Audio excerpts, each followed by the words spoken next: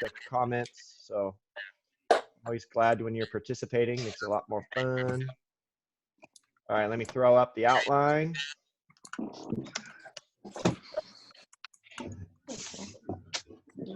Okay, here we go.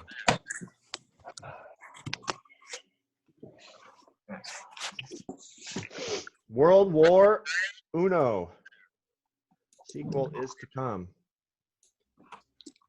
Okay, what's our date? 1914. That's right, 1914. Okay, what does it say in bold underneath that? Tell a story. Tell a story. A little better this week, but just a reminder, as you take notes and as you then go on to write it, don't just give me an assemblage of facts and a shotgun blast of little bits and pieces and stuff here. Tell me a story. Make sure each paragraph has a purpose and tells a story from beginning to end. I'd almost rather have fewer facts, but more of a story. So looking for that. Tell history is a story. So, okay, let's go ahead and get started. And your participation is helpful. We're going to be talking first. The first part of the story is talking about setting the stage for modernity. This builds off of our summary from last week on Einstein and Darwin and Marx. And then we're going to talk about why World War I was just an absolute disaster. It was just a horrible, horrible, violent mess that shocked the entire world. And then we're going to talk about how it ended and that it didn't end very well. And it really kind of set the stage for even worse things to happen. So those are kind of the three parts of our story, and we'll get into detail with each one. Okay. So modernity, referring to the 20th century. What years are the 20th century? What years are in the 20th century? The 1900s. Yeah, the 1900s. So we're talking about the 1900s as kind of a time of transformation. We're going to get to in our conclusion is it's going to be the bloodiest century in human history. And so, but to understand how that happened, we have to talk about the ideas. What was going on with the ideas in the 20th century? Because ultimately, it's ideas that have consequences. There's new ideas, and those new ideas are going to have consequences. We talked about some of those key ideas last week. Who are some of the new thinkers and ideas emerging? There's 3 or 4. You should mention. What was that? Social Darwinism. Yeah, you've got the idea of social Darwinism. I'd say you have evolution generally. This idea that we are progressing, we're getting better, the old are dying out, and new and better things are emerging. Behind the idea of evolution is that, hey, we need to let go of the past and we need to just keep progressing and getting better into the future. And so forget all the stuff, forget our heritage, forget our history, forget the mistakes of the past. We're going to get better and better in the future. That's not necessarily what Darwin said, but that's kind of what Darwin's ideas kind of get people thinking of. And then even the idea of social Darwinism. What's social Darwinism? That the Survival of the fittest for who? The human society. Yeah, let's have a test. And whichever of you can't test, at the very least, maybe we'll just send you to go be farmers or coal miners. And if you score really badly, maybe we'll just kill you. Or maybe we'll just make sure you can't have kids, because we only want the fittest in our society to survive. That's what social Darwinism is. They began to they began to measure brain sizes. They began to look at if there's different IQs for different races. And again, that's not necessarily Darwin's idea, but those are all implications coming from Darwin. Who were the other thinkers? Einstein. Okay, we got Einstein questioning the reality of time itself. Who else? Karl Marx, basically saying that there's only a material world, and that world has to be equally shared, and so we need a revolution of the proletariat. We also get a guy. Have you guys ever heard of Sigmund Freud? No. I'll put the spelling for that up here because we didn't talk about him, but you could mention him. It's one of these new ideas. Sigmund Freud, he was a psychologist who had the whole idea of the subconscious, with the idea that he argued that there's more to you that you aren't even aware of than you think. That you have your conscious self, what you think and what you're doing, and you know, your emotions and your thoughts. But he said underneath that is all these emotions and ideas and impulses and things that have been put into your genetics and the way you were raised since you were babies, and you have no control over those things. And that's what causes people to do kind of crazy and irrational things.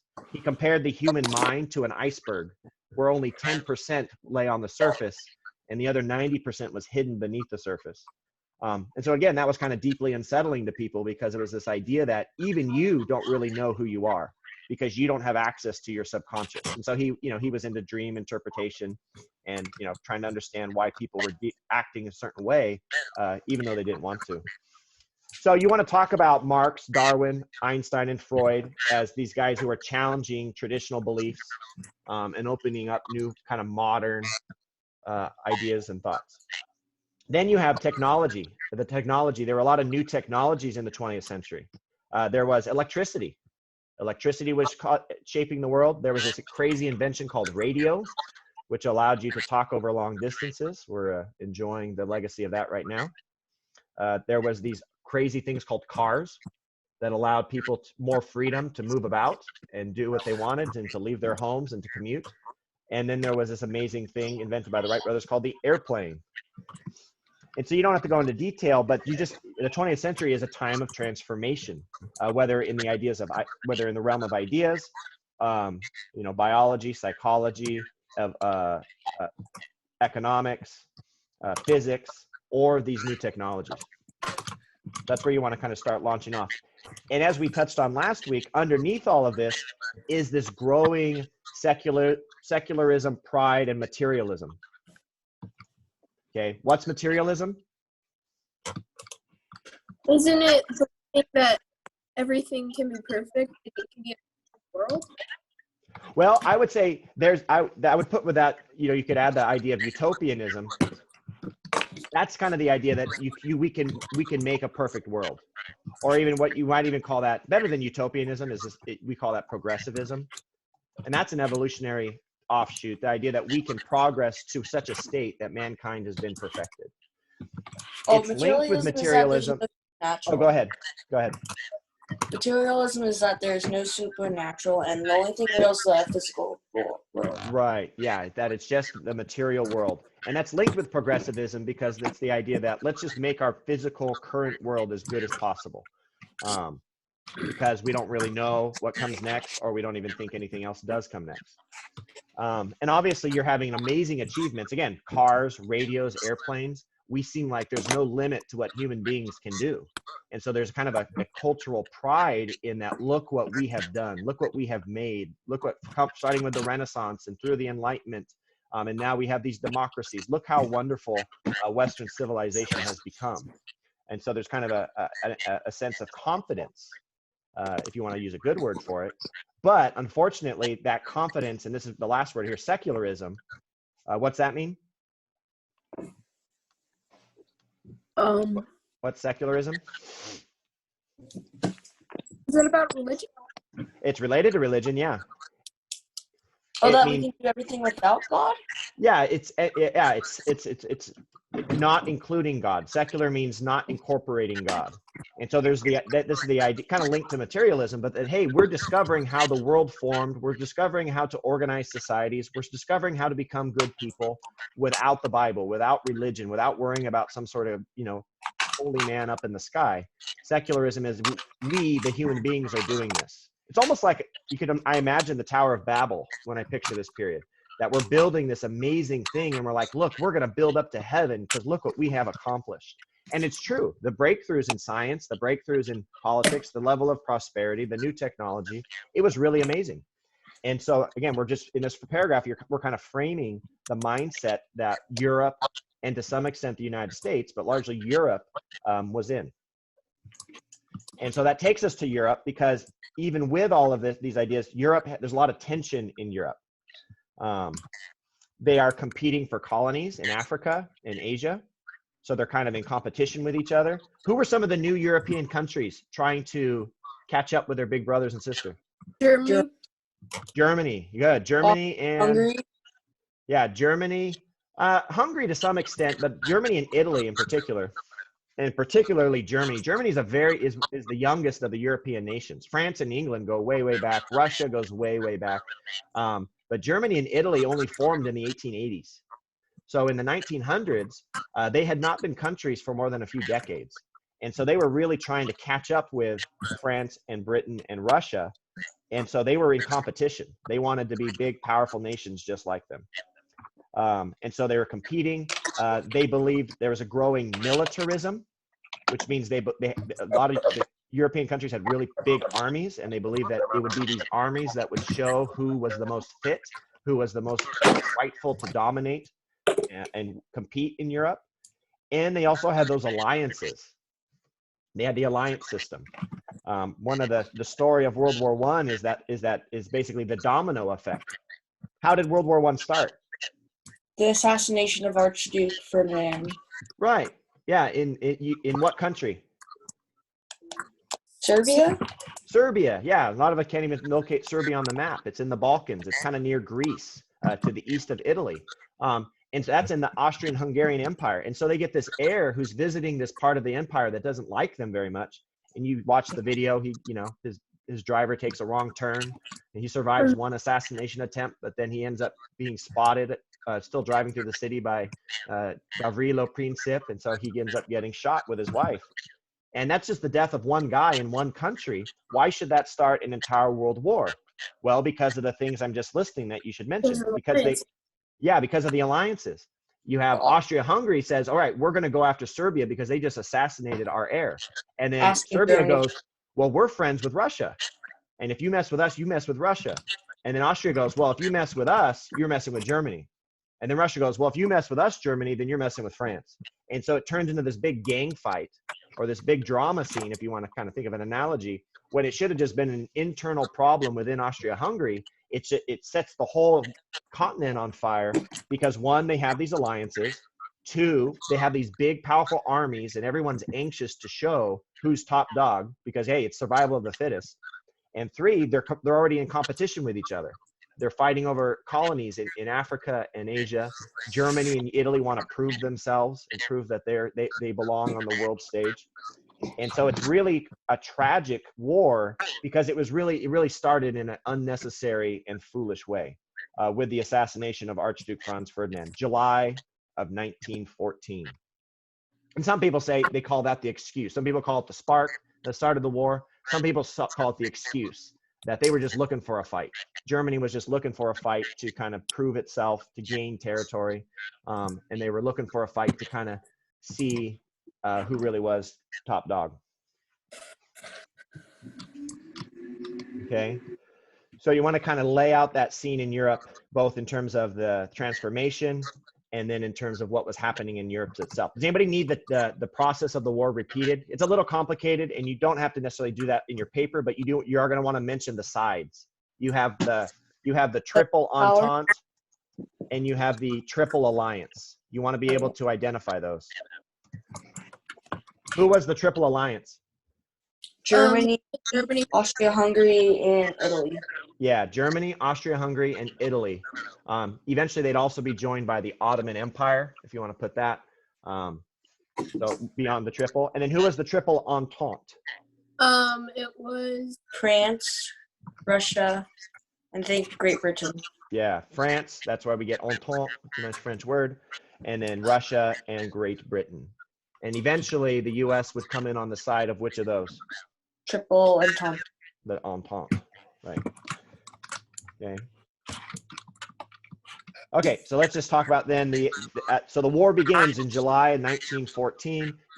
In high school class, we watch all the videos of everybody just cheering. This is going to be a wonderful war. It's going to just last a few months. We're going to show how powerful we are. Young men rushed in the hundreds of thousands, eventually the millions, to join the war because they wanted to prove themselves. They didn't want to miss their chance to fight. Everyone was excited. And then we get what the war actually looked like. And we're calling that it was an industrial slaughter. And so first, and I'll highlight what we're talking about. First is the idea that we just mentioned in the first paragraph, all the new technology. You know, we've had the Industrial Revolution. We now have massive factory systems. We can make things in mass production and new technologies, and they're new, you know, quote unquote, new toys, things we've never used before. And it's the first time they're going to be used out in battle. And so we have all this new tech, and it's versus old strategies. So they still have, the war starts out with people still riding horses. The war starts out with men still trying to fight in a straight line. The war starts out with charges, men rushing and doing bayonet charges. Well, you take those old strategies and you put them against a machine gun, and you have an industrial slaughter. You take those tactics and you have them trying to do a charge, but you've got artillery pieces that can fire explosives for 10 miles. It's just going to be a bloodbath.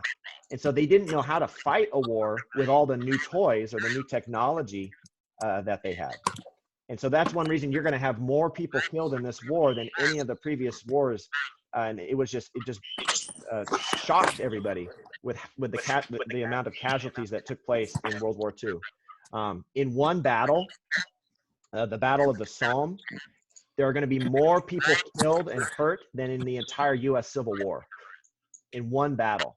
The battle lasts for about a week or so, but in that one battle, more people are killed than in 4 years of civil war in the United States.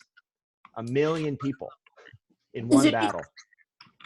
Is it because of like how they had the gas, poisonous gas, tanks and machine guns? Like that was because of new technology? Okay, good, yes. But I do want you to make a distinction in terms of what killed most of the people, that I'll say right now. But yes, is because they had all this new way of these new weapons, and they were fighting with old tactics, old strategies. And so they were just slaughtering, they were just doing really stupid things. But what killed most people, you want to say there's 3 things that killed most people. It was the machine gun, it was artillery, which think of those as like, they're kind of like cannons, but they're guns that can shoot explosives for miles or more, artillery pieces, and it was barbed wire. That they got into this trench warfare where everybody had a lack of mobility, they couldn't move, and then they had these machine guns. One machine gun could take down hundreds of men at one time, and then you had artillery pieces which could kill people that you couldn't even see. Before this war, the idea that you would kill somebody without even seeing them, you know, we're accustomed to that now with the idea of like drones and bombers and stuff. But this was the first time where we're going to shoot something miles away. We're going to barely hear it hit the ground, and we just killed people. That's a new evolution in our amazing culture. But those 3 things, the machine gun, the artillery, and the barbed wire create the massive casualties, and they create, what do we call the Western Front? What was the kind of warfare that took place there? Trench warfare. Yeah, trench warfare. War now becomes very defensive because the fool who's going to try to attack the other guy, he's going to take horrible losses. And like I said, 1 machine gun, couple artillery pieces, you're going to blow up an attack really easily. And so you want to describe the Western Front as a result of those 3 weapons as a stalemate. The war starts in 1914. When the war ends in 1918, it's hardly moved at all. And yet you now have something like 17 million dead people. And so it was really a stalemate of trench warfare, and it really kind of looked like a huge waste by the end of it. And again, it's because of these new weapons. Abby, in the next thing, the new weapons, you mentioned some of the others, and they're worth mentioning because they're new and they are deadly, but they aren't what killed most people. They were so new, they weren't super effective. Gas was definitely used, and it was really scary and horrible. But again, it wasn't necessarily like used all the time, because what would happen is they would launch gas attacks. The wind would change and it would blow it back on your own lines. Or they would launch a gas attack. The first gas attack, the Germans launched it. They killed a bunch of French soldiers, but they couldn't go take the land because they couldn't rush over there, because then they'd gas themselves. So it was kind of horrible, but it wasn't necessarily really effective. What were some of the other new weapons? Submarines. Submarines, yep, they were called U-boats. Those were actually, of all of these, probably one of the more effective things. But we got submarines. What else? Sorry, what? Tanks. Tanks, yes, tanks. They only show up towards the end of the war, and we're not really sure how to use them. But they're going to be really important in World War II. And somebody said the other one, the airplane. And again, airplanes, we didn't know what to do with them. They were mainly used for reconnaissance. You could fly over and look at the enemy lines. Then they thought, hey, well, let's start dropping little bombs off of our planes and let's try to. It never really worked very well. And then someone just said the last one. Zeppelins. And then the Zeppelins, yeah. Which once we got airplanes, machine guns on our airplanes, those weren't very useful because one bullet to a Zeppelin full of hydrogen would go boom. So, but again, they did represent kind of the changing evolution of warfare that World War I, the gas weapon, gas attacks, tanks, airplanes, submarines, and Zeppelins. And then we get this other idea that's important, is this idea of total war. Anybody know what total war is? Where Yeah. country Besides uses a video game? Yeah, it's where all of the resources go to destroying the other nation or I guess the enemy. Yeah, okay. It does mean that your entire economy and everything is geared to supporting the war effort, and that's a good way to put it, because if you're going to defeat the enemy, what are you going to have to do? sacrifice. Well, you're going to have to do sacrifice, but what are you going to have to destroy? Is it enough just to kill the other soldiers? No, you gotta, Let me ask, why isn't it enough just to kill soldiers? gotta take the territory. Well, because you've got all the factories and economies of the enemy still making new weapons and new supplies and providing new men. And so total war means it's not enough just to kill the enemy soldiers and win the battlefield. You got to destroy the other side's economy. You got to destroy their factories. You got to destroy their railroads. You got to destroy their ability to make war. And it's not just in total war. It's not just the soldiers going to war. The civilians are going to war because they're the ones working in the factories. They're the ones supplying the food.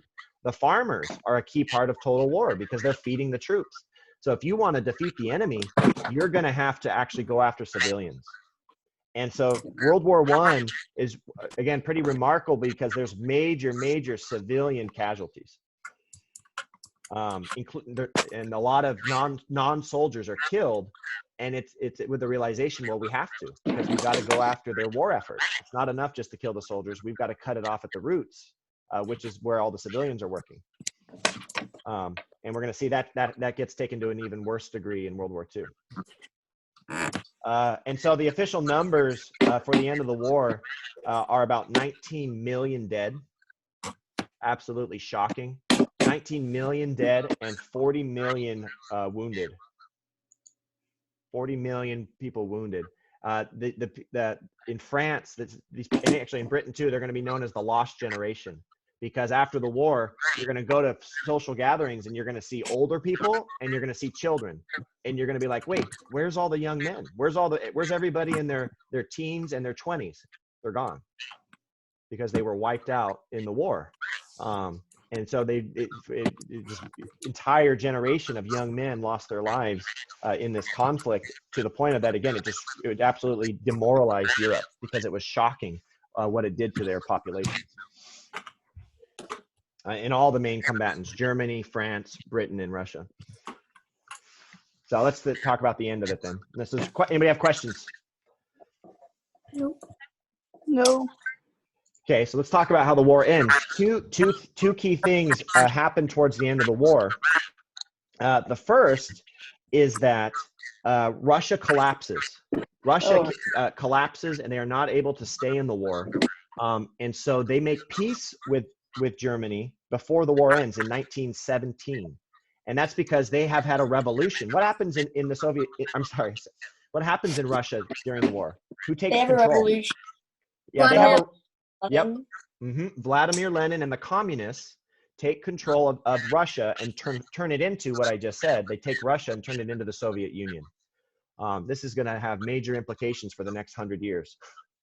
And so Vladimir Lenin makes peace with Germany in 1917, and Russia goes into transforming itself from being a monarchy into a communist nation.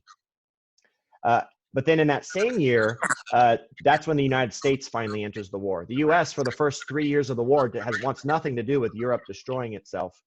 But eventually they're brought into the war because Germany continues to sink their ships in the Atlantic because they're selling supplies. And you don't necessarily have to go in this much detail, but Germany sends a telegram to Mexico and says, hey, Mexico, if you start a fight with the United States and help distract the United States, we'll help you take back the land you lost to Mexico, you lost to the United States, places like Arizona, Texas, California. It's called the Zimmerman telegram. And so the British intercept that, decode it, and give it to America and say, hey, look, Germany is reaching into North America. They're trying to mess with you. And so that, combined with the U.S. getting its ship sunk by the German U-boats, the U.S. finally enters the war in 1917. And that's like a gorilla jumping on the scales, because the other powers are worn out.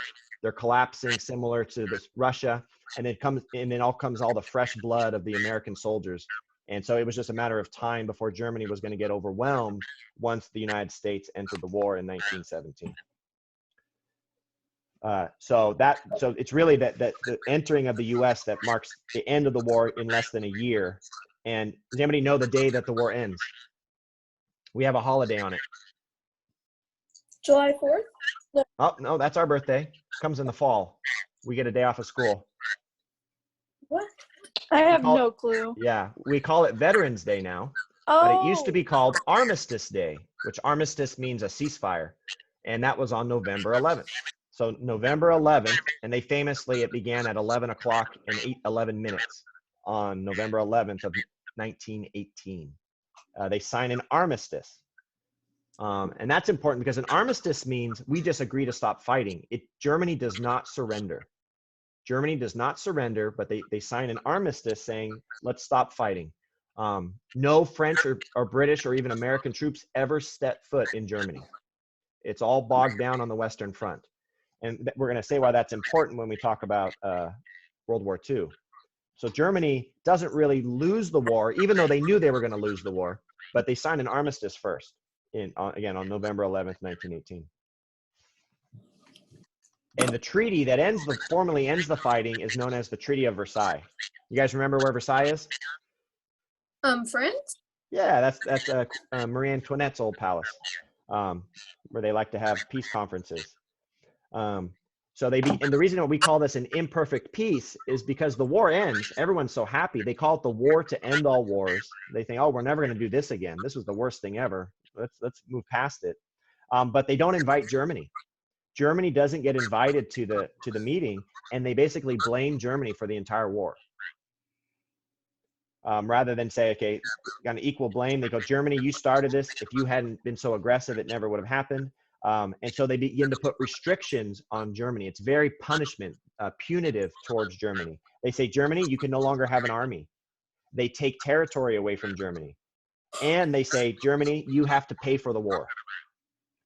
They're called reparations. And they say, Germany, you're going to pay every other nation for the cost of the war, which basically means they're destroying Germany. Germany's going to go into bankruptcy. They're going to destroy their economy. And so even though they're making this treaty to end the war, they're basically setting up Germany to be very bitter, very upset, and very hurt and wounded. And it's going to be in Germany's kind of instability that this little mustachioed Austrian guy is going to come and take power in 1933, which we'll talk about after Easter. What's his name? Wait, Hitler. Is World War II about like Hitler or is that just the Holocaust? No, that's World War II. Yep. And so what I'm kind of trying to help you understand is without how badly World War I ends, there wouldn't have been a World War II. Because if they hadn't blamed Germany, if they hadn't embarrassed them, if they hadn't destroyed their economy, we're going to see that somebody like Hitler probably wouldn't have taken power the way he did. And so it was, or the fact that they didn't bother to invade Germany, they just let them sign an armistice, that's going to have consequences. And so the real sadness of the end of World War I is it was horrible, but it was basically guaranteed we're going to have another fight soon. And World War II is going to start in about 20 years. So it was not, that's why I call it an imperfect peace. The other reason it's kind of imperfect is kind of when I was talking about the lost generation, is that Europe is kind of shaken. They enter the 20th century feeling like they're on top of the world. They've got colonies in Africa. They got colonies in Asia, throughout the Pacific, new ideas, new philosophies, new technologies. And then they get very cynical and disillusioned because they look on that and they say, what did all that get us? 19 million dead people, 40 million casualties, our nation, our continent in shambles. And so they begin to get really cynical. What does it mean to be cynical? Like evil? That doesn't mean evil.